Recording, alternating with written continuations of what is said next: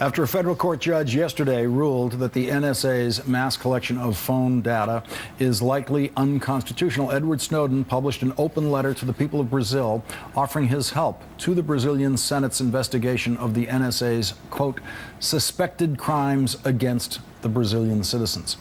Edward Snowden explained that he is currently unable to help and that it would be an awful lot easier for him to help if he had permanent asylum in Brazil.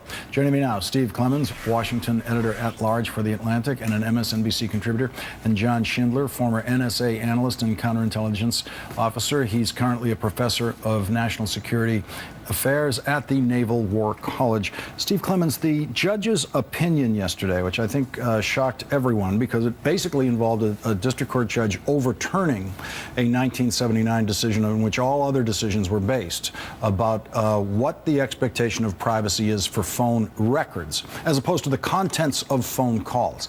And he couldn't have reached this decision without doing this, and I don't think anyone saw that coming.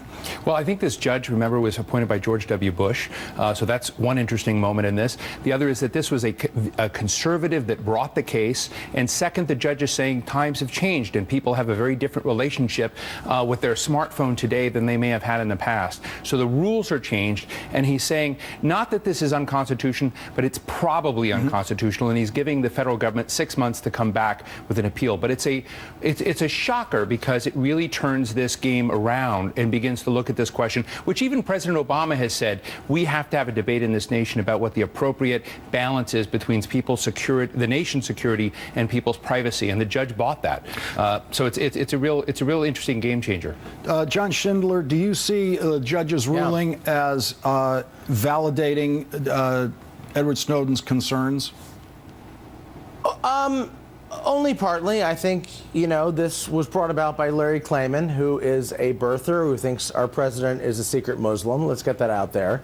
And today, Senator Feinstein, the chair of the Senate Intelligence Committee, I just want to clarify, John, that Larry Klayman is the lawyer and the plaintiff in this case, and he is a well-known gadfly. Is one of the most positive adjectives you could come up with. Everything you've just said about him is true. He is Thank you, Lawrence. That was nicer than what I would have said. On an awful lot of subjects. He's a nut. I think he has a legitimate point, but he's a nut. Senator Feinstein, the chair of the Senate Intelligence Committee, today said this needs to go to the Supreme Court, and I think she's exactly right. That is the appropriate venue for this, and I hope it gets there quickly because I think the American public has a right to hear this adjudicated before the highest court in the land on the issue of the Fourth Amendment.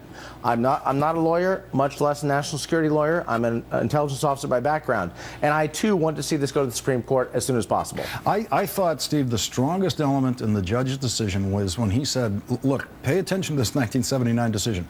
It was for one suspect and the examination of 2 days of phone records. That's all.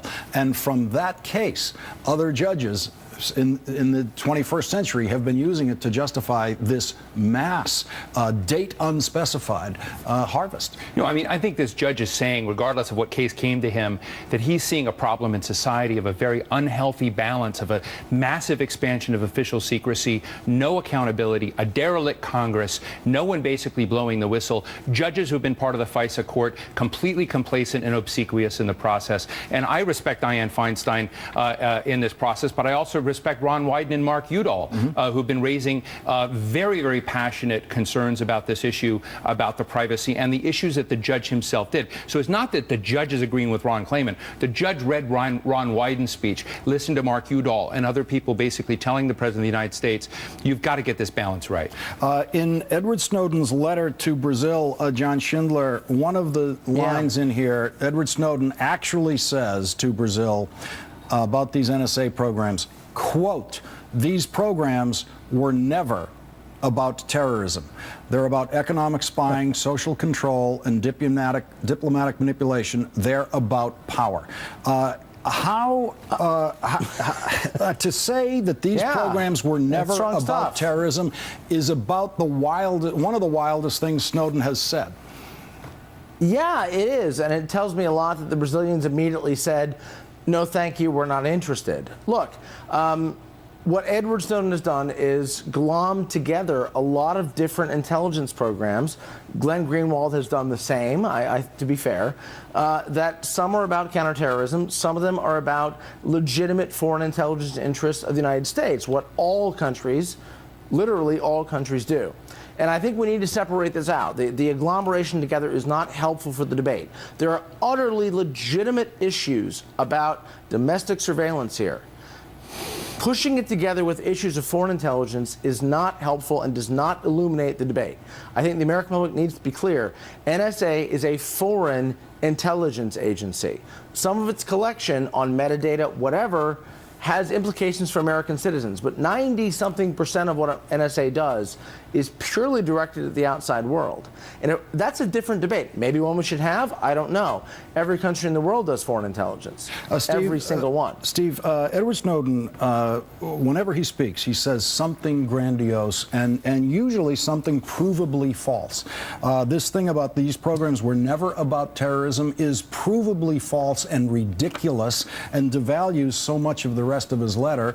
He also says in here that he believes that this kind of data collection represents the greatest human rights challenge of our time. Now, you have to live in a computer to believe that. You have to never have met people who live in a country with no right to vote, who live under pure dictatorships. You have to never have met the women in this world who have no right to vote, no right to an education. And you most importantly have to have met most of the people in this world who do not own cell phones and will never in their lifetimes be able to afford to own cell phones. You have to do all that to think that this is the greatest human rights challenge of our time. That said, Edward Snowden was a very passionate man who encountered things that basically disturbed him at his core, and he took brave action, perhaps reckless action, perhaps traitorous action. But nonetheless, he's spurred both a domestic debate and an international debate that no one has. And he has put a big spotlight on what the social contract is between the United States and its allies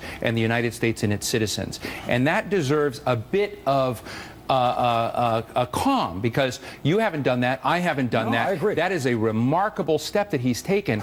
And I would say from the moment when you and I first discussing the Snowden revelations, much more that he has said has turned out to be true and was criticized at the time. We all thought he was very grandiose than these kinds of things. The important stuff is true, but he always hits these crazy rhetorical points, like the programs were never about terrorism. But the important stuff he said is true. Quickly, John, before we go.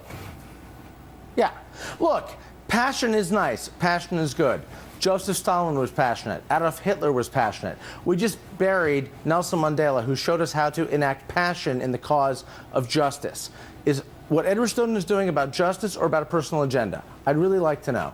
Steve Clemens and John Schindler, this is not the last word on this subject. We all know that. Thank you both for joining me tonight. Thank you, Lawrence. Coming up.